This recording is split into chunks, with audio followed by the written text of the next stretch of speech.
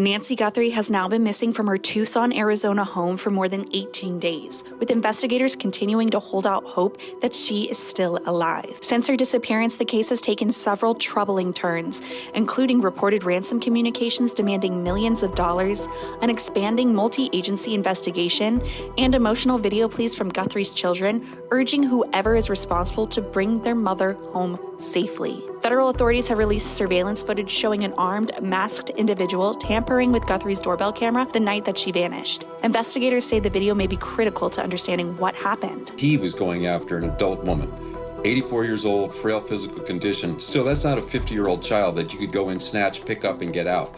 So I thought it was interesting going there by himself, but this video showed us so much. First off, this guy was a bumbler. He was not a sophisticated operator. He had no plan for the camera, none whatsoever. He's wearing a pistol in a manner I have never seen after 30 years of being around firearms, anybody wear a firearm like that. So I don't know what was going on. But from a clue perspective, look what he gave us. He gave us basically his height. He gave us his gait, how he walked. He's got eyes now, and you think, well, what's that going to do? Well, now they can get other video, and with AI, you can get some very accurate way to compare a video to there as compared to have to a video at a Circle K. But best of all, leads are going to be pouring in, because if you know me, I may have a mask on, but if you know me, you're going to be able to say, hey, that's Jody Weiss. I can tell just from his eyes, his build, how he walks. So they're going to get a lot of leads from this. Authorities described the individual as a man, approximately 5'9" to 5'10", carrying an Ozark Trail backpack purchased from Walmart. Investigators also noted that he may have been wearing a ring. Like all of America, we all hold out hope that there's something good that's going to happen here, that she's going to be found, and that the bad folks are going to be apprehended soon. But she's 84 years old. She needs her medicine on a regular daily basis. She has a pacemaker. There's blood. Her blood is on the house, when the front part of the house. So it's obviously very concerning that there hasn't been proof of life. DNA evidence recovered from gloves found near Guthrie's home did not match any profiles in the FBI's National CODIS database. The Pima County Sheriff's Department says that they are now pursuing additional avenues, including genetic genealogy testing, to attempt to trace DNA that does not appear in federal systems.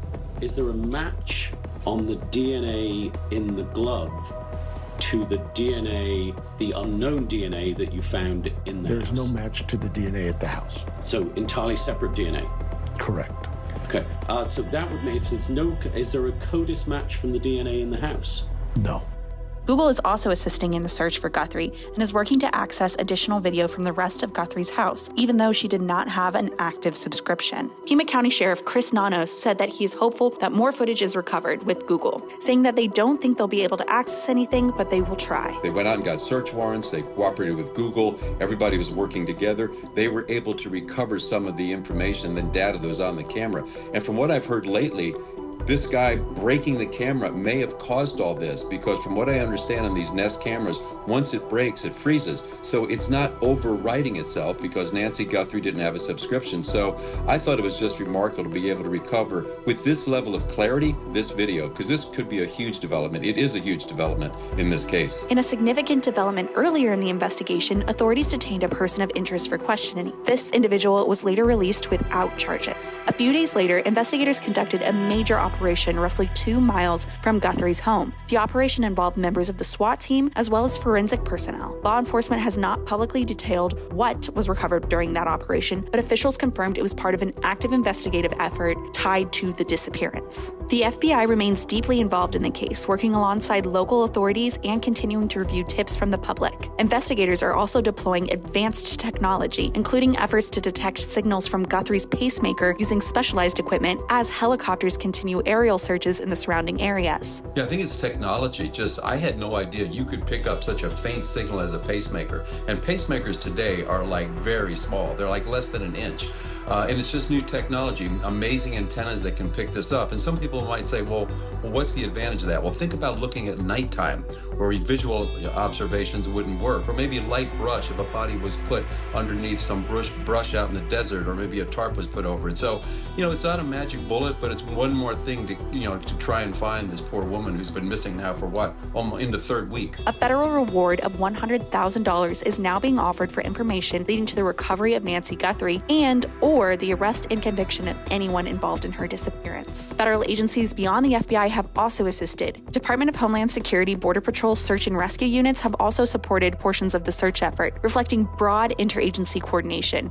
The FBI has contacted Mexican authorities as part of its investigation, though Pima County Sheriff Chris Nanos has stated publicly that he does not believe that Guthrie was taken to Mexico. President Donald Trump has spoken publicly about the case several times. In comments to the New York Post, he said that he would support, quote, the most severe federal penalties if those responsible are identified and Guthrie is harmed, including the possibility of seeking the death penalty. You know, it was a local case originally, and they didn't want to let go of it, which is fine. It's up to them. It's really up to the community. White House Press Secretary Caroline Leavitt described the president's reaction to the surveillance footage as one of, quote, pure disgust, and urged Americans with any information to contact the FBI tip line. His initial reaction, of course, as all Americans, is just pure disgust.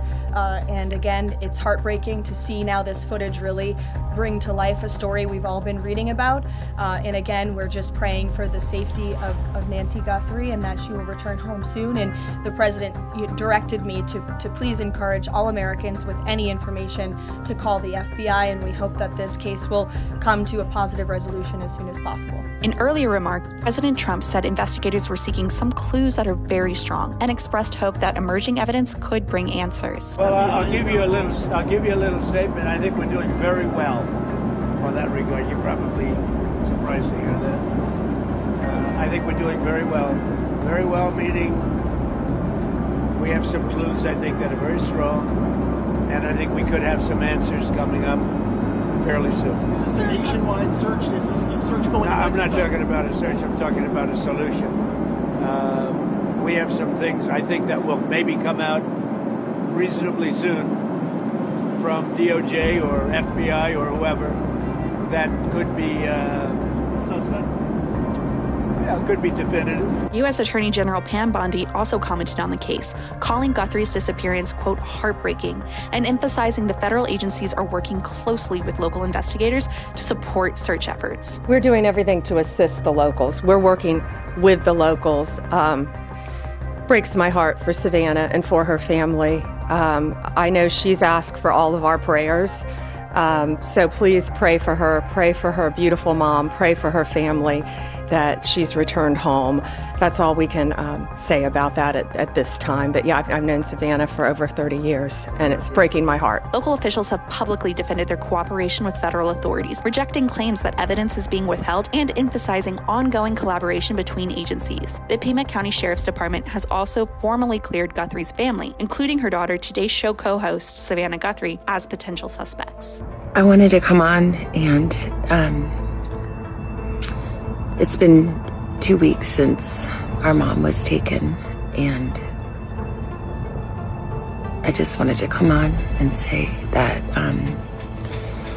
we still have hope, and we still believe. And I wanted to say to whoever has her or knows where she is, that it's never too late.